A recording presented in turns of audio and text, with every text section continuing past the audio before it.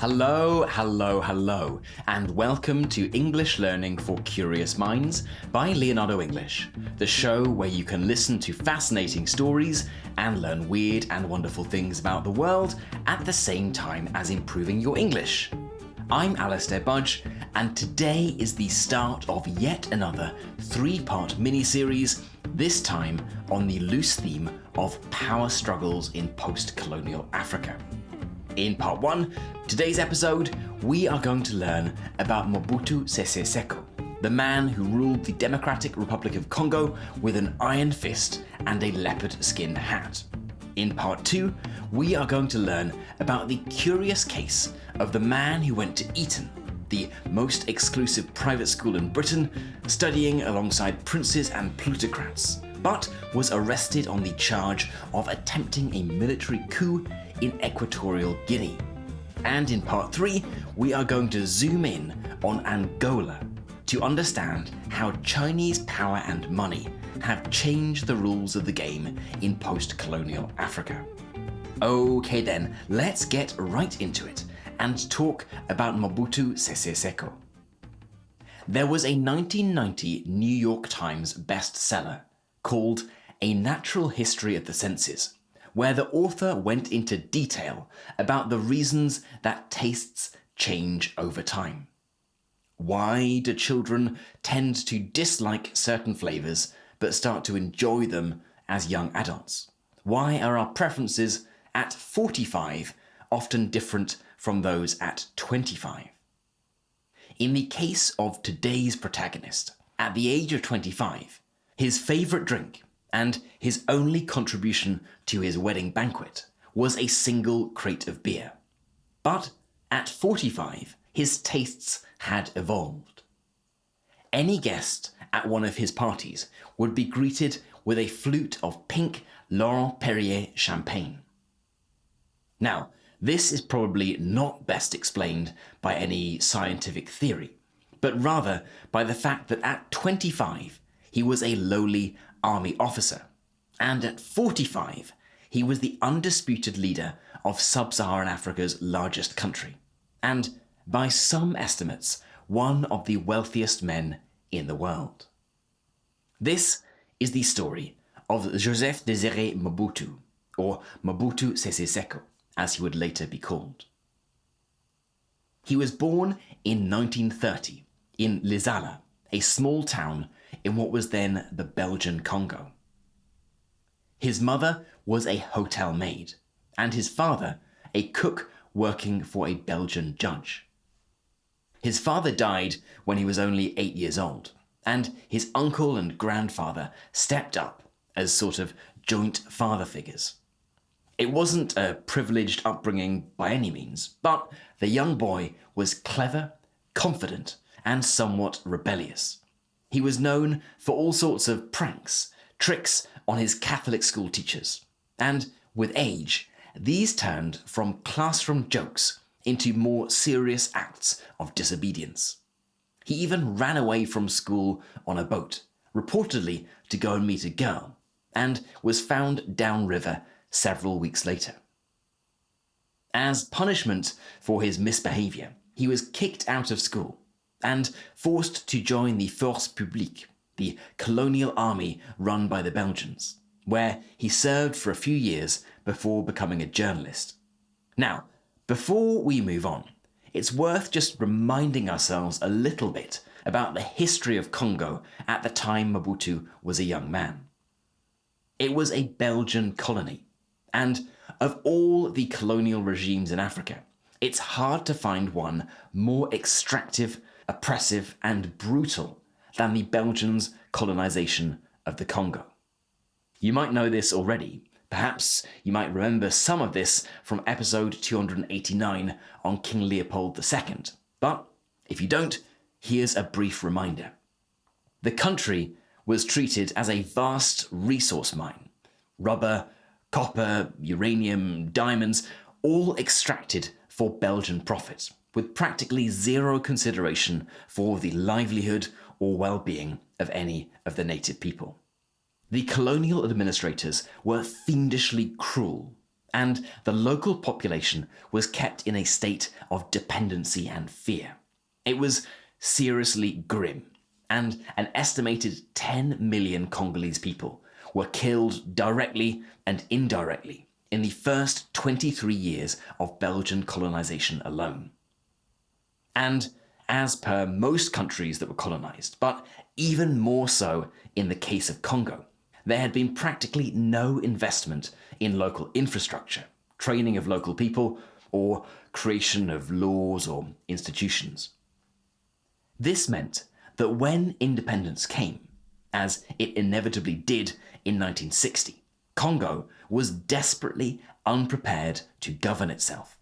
There was no political infrastructure, no experienced civil service, no established judiciary, and no military leadership beyond the Belgian officers who had run the Force Publique. Unlike British or French colonies, which had at least had some form of elite education system for local people, Belgium had deliberately avoided training a Congolese professional class. Indeed, at the time of independence, in 1960, there were just 30 Congolese university graduates in the entire country, a country of around 15 million people at the time. So, back to Mobutu. At the time of Congolese independence, he had been working as a journalist for a few years and had become friendly with a man named Patrice Lumumba. Lumumba was a fiery orator and committed nationalist who won the country's first democratic election. As his secretary, he chose Mobutu. But if you're thinking of secretary as an administrative helper who brought coffee and tea and greeted guests at the reception, no, Mobutu was a very different kind of secretary. He was charismatic, spoke several languages, fiercely intelligent, and was effectively Lumumba's trusted right-hand man and confidant. Or, as one US ambassador's private notes put it, this was an extremely intelligent man, very young, perhaps immature, but a man with great potential. Lumumba had clearly seen this potential too, and promoted Mobutu to colonel and soon after chief of staff of the National Army, a meteoric rise that gave him enormous influence over the country's only cohesive institution at the time. But for Lumumba, it would backfire terribly. Shortly after the Declaration of Independence, on the 30th of June 1960, the country had fallen into disarray. Lumumba was technically the prime minister, but his hold on the country was shaky at best. Force Publique soldiers mutinied, and when it looked like the United Nations peacekeepers sent in to help wouldn't be able to contain them, the Prime Minister, Lumumba, turned to the Soviet Union for assistance. The Soviets sent technical advisors and support, which helped quell the unrest, but created an altogether different problem. This was 1960, the peak of the Cold War, and the United States got very nervous at the idea of Soviet influence in the newly independent Congo. With the backing of Belgian and most likely also US intelligence, Mobutu orchestrated a coup-like intervention that removed Lumumba from power. Lumumba fled, was arrested by troops loyal to Mobutu, but instead of being tried or protected, he was flown to a breakaway province hostile to his leadership and handed over to his enemies. There, the country's first democratically elected leader was brutally tortured and executed, with Belgian officers watching on. His death shocked the world and remains one of the darkest stains on Congo's post-independence history. Now, importantly, this first coup, as it's been called, was relatively bloodless. It wasn't good news if you were Patrice Lumumba, but it seemed like Mobutu was a loyal army officer who only had the best in mind for his country. He claimed It was a neutralization of all political figures, Lumumba included, and declared that Congo would be governed by technocrats for the following 6 months. What actually happened, though, was less a smooth technocratic transition and more a chaotic power vacuum. The so-called neutral government that Mobutu installed quickly lost legitimacy. Regional leaders and army officers began acting independently. The country effectively fractured. In the mineral-rich south, backed by Belgian mining interests, one province declared independence. In the east, another city became a stronghold for Lumumba's supporters. There were foreign troops from the United Nations, Belgian commandos, and even Cuban advisors in the mix. The entire country was being pulled apart by competing forces, and Mobutu, far from being a neutral arbiter, was quietly consolidating power in the background. Over the next few years, he positioned himself as the one figure who could hold the country together. And to a population exhausted by years of instability and civil war, the idea of a strong man didn't sound so bad. So, in 1965, at the age of 35, Mobutu saw his chance. He used a request from the president to temporarily restore order as a springboard to launch a military coup.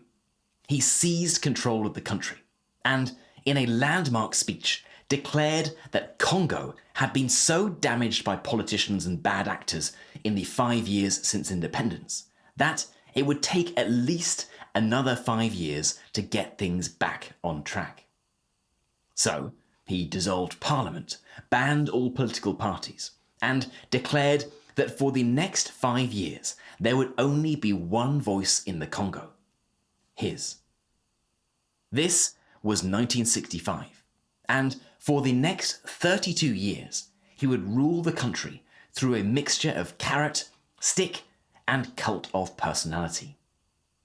And so began the process of rebranding not just Mobutu the man, but the nation itself. In 1971, he renamed the country Zaire, saying the name Congo was a relic of colonialism. He also renamed himself, dropping Joseph Désiré and adopting a far more theatrical title, Mobutu Sese Seko, Kuku Ngbendo Waza Banga, which roughly translates as the all-powerful warrior who, because of his endurance and inflexible will to win, goes from conquest to conquest, leaving fire in his wake. Quite something. And he didn't stop there. Streets, cities, rivers, and even clothing were swept up in this new cultural vision. Western names were replaced with African ones. Suits and ties were banned from government offices and replaced with a collarless shirt known as the abacoste, which is short for abat le costume, or down with the suit. Foreign music was pushed aside in favour of homegrown styles. The whole campaign was called the Authenticité movement, meaning authenticity in English. Now, this movement was initially very popular in the Congo, or Zaire as it was then, and it was also praised by some foreign commentators. After all, Mobutu was pushing for a kind of cultural decolonization, encouraging pride in African identity after decades of European rule. But others were more skeptical. They said it was less about pride and more about power. Authenticité didn't just strip the country of European names. It gave Mobutu the excuse to eliminate anyone who wasn't authentically Zairean or who disagreed with his vision of what that meant. He was now not just the president, but something closer to a monarch. He installed giant portraits of himself in public squares. His face appeared on banknotes, stamps, and schoolbooks. He referred to himself as the father of the nation, the guide, and the messiah. At official events, his name would often be introduced with a list of over a dozen honorific titles. And, of course, there was the leopard-skin hat. Always present, always perfectly positioned, it became a symbol of his rule. Part theatre, part menace. Alongside it came his carved ebony walking stick, his dark glasses, and his meticulously tailored abacus. This was a man who took image seriously, a man who understood the power of performance. But behind these smiling portraits and grandiose titles was a deeply repressive regime. Dissidents were routinely tortured or disappeared. Opposition parties were outlawed, and intelligence agencies kept the population under constant surveillance. Public executions were staged to send a message. Mobutu's grip on power wasn't just psychological, it was brutally enforced. And during all of this, the country was in a serious state of decay. Mobutu ruled through a complex web of patronage, of dispersing power, favours and money to his family, friends and allies. If you were loyal, you were rewarded. If you weren't, you were either exiled, imprisoned, or worse. Corruption wasn't just tolerated, it was built into the system. In one speech, he said, "If you want to steal, steal a little in a nice way. Only if you steal so much as to become rich overnight, you will be caught." Perhaps he should have clarified that there was one man for whom this rule didn't apply: him. Estimates vary, but Mobutu is believed to have embezzled somewhere between $4 and $15 billion during his time in power. Indeed, in 1970, he is estimated to have stolen 60% of the entire country's annual budget. And this wasn't all stashed away in Swiss bank accounts. There were lavish displays of wealth and opulence. He built a huge palace in his ancestral home in northern Congo, which was dubbed the Versailles of the jungle. He had more homes in France, Portugal, and Switzerland. He travelled with a refrigerated case of pink champagne, and there are reports of suits being sent to Paris for dry cleaning. In the 1980s, he even reportedly had a Concorde jet pick him up for shopping trips in Europe. Meanwhile, back in Zaire, as it was then, schools crumbled, hospitals lacked medicine, teachers and civil servants often went unpaid for months. The economy became increasingly dependent on foreign aid and loans. And when there was a crash in the price of copper, which was one of Zaire's main exports, the country literally ran out of money. Inflation soared, debt piled up, and the state became little more than an empty shell. Yet, Mobutu remained in power, partly because he was a master manipulator, but also because of geopolitics. Throughout the Cold War, the West had seen him as a reliable anti-communist ally. He hosted CIA operations, supported US-backed rebels in Angola, and regularly reminded Washington that if they didn't support him, the Soviets might take over. The irony, of course, was that Mobutu wasn't exactly consistent in his ideology.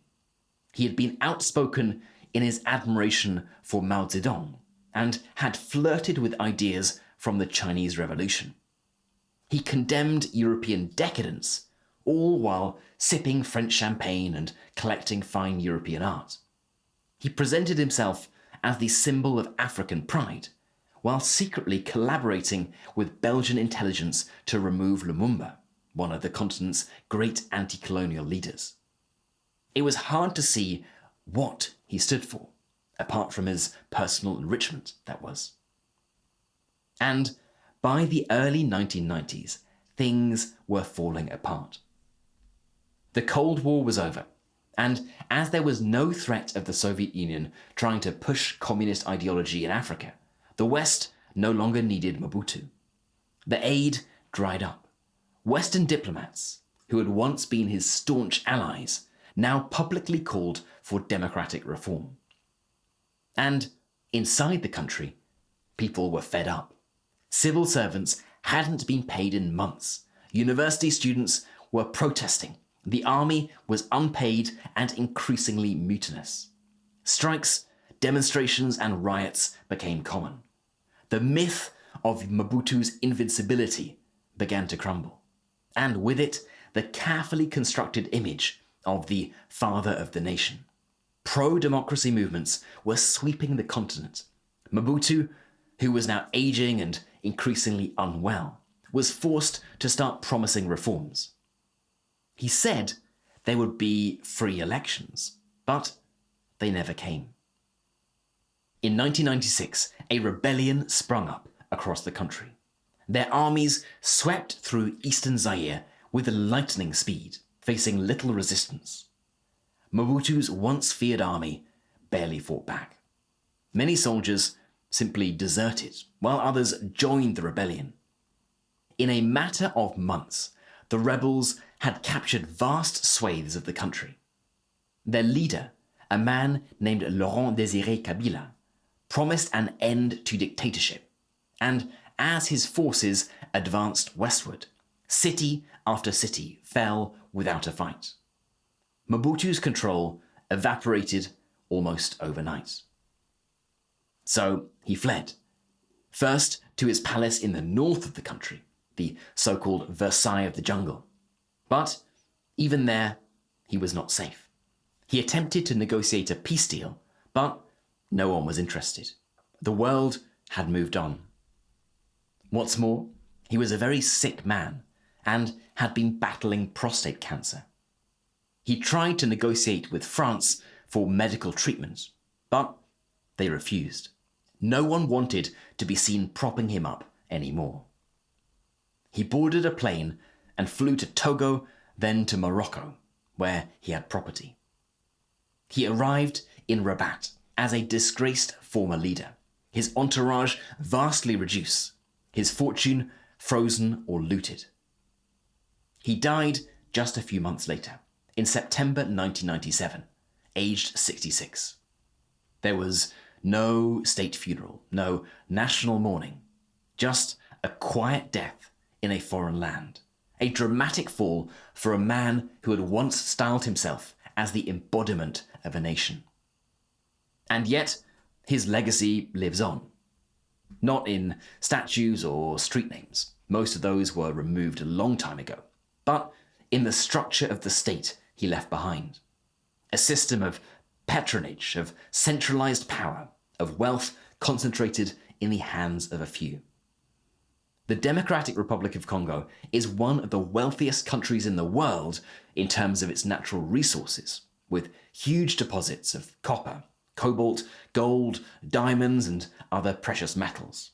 It has a population of more than 100 million people. Yet 75% of them live in poverty. In 1960, when Mobutu first took power, it was one of the most industrialized countries in Africa, second only to South Africa. It is now one of the poorest. Clearly, there are many more reasons for this than Mobutu Sese Seko. He was a man of his time, a product of colonialism, Cold War politics, and personal ambition.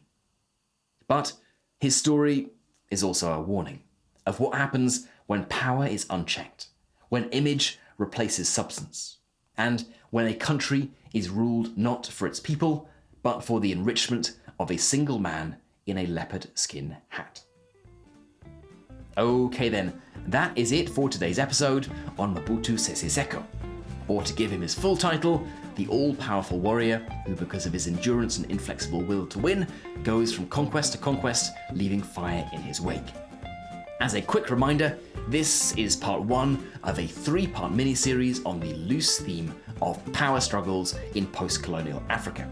Next up, in part 2, will be an episode on Simon Man, the ex-Etonian who tried to hatch a plot to launch a coup in Equatorial Guinea.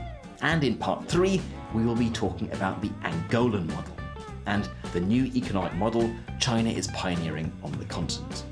As a final reminder, like with all of our mini-series, those will both be member-only episodes, so let me quickly remind you that if you'd like to unlock those, as well as all of our other bonus episodes, learning resources and more, the place to go for that is leonardoenglish.com. You've been listening to English Learning for Curious Minds by Leonardo English. I'm Alistair Budge, you stay safe, and I'll catch you in the next episode.